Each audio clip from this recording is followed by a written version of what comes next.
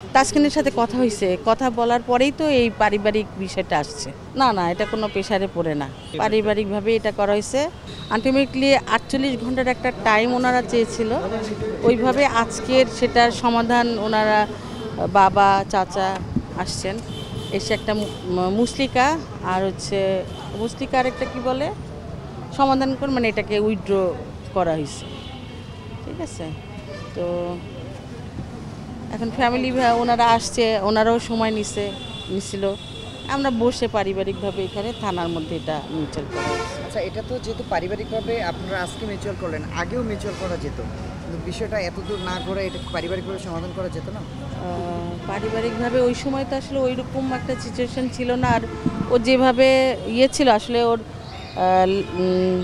ওর সিকিউরিটির জন্যই এই ইয়েটা কমপ্লেনটা করা হয়েছিল, যাতে ভবিষ্যতে এই ধরনের আর কোনো রকম যেন এটা না হয়। আর এইটাই অঙ্গীকার করা হয়েছে, ওর বাবা উনি করলেন যে ভবিষ্যতে আর এই ধরনের কোনো অকারেন্স হবে না।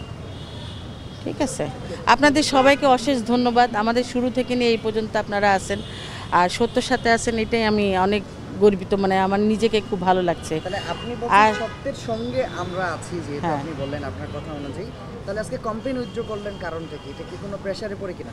না, এটা কোনো প্রেসারে পড়ে না। পারিবারিকভাবে এটা করা হয়েছে।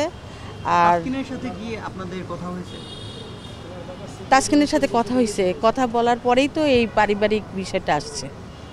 ঠিক আছে, আর বিশেষ করে আপনাদের সবাইকে অশেষ ধন্যবাদ।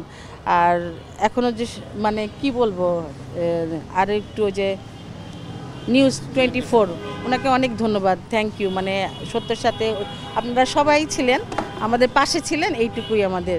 তাসকিনের প্রতি আপনার দোয়া থাকবে কিনা? অবশ্যই দোয়া থাকবে, অবশ্যই। ও তো আমাদের রত্ন বলতে গেলে, আমাদের বাংলাদেশের একটা রত্ন, তা থাকবে না কেন? অবশ্যই থাকবে। ও দোয়া করি ও আরও ভালো খেলুক, আরও ভালো সুনাম আমাদের অর্জন করে নিয়ে আসুক, এই দোয়াই থাকলো। আপনাদের সাথে কিছু সম্পর্ক বজায় থাকবে কিনা? থাকবে না কেন? অবশ্যই থাকবে। আমরা তো মানুষ, মানুষের সাথেই তো সম্পর্ক করে, তাই না?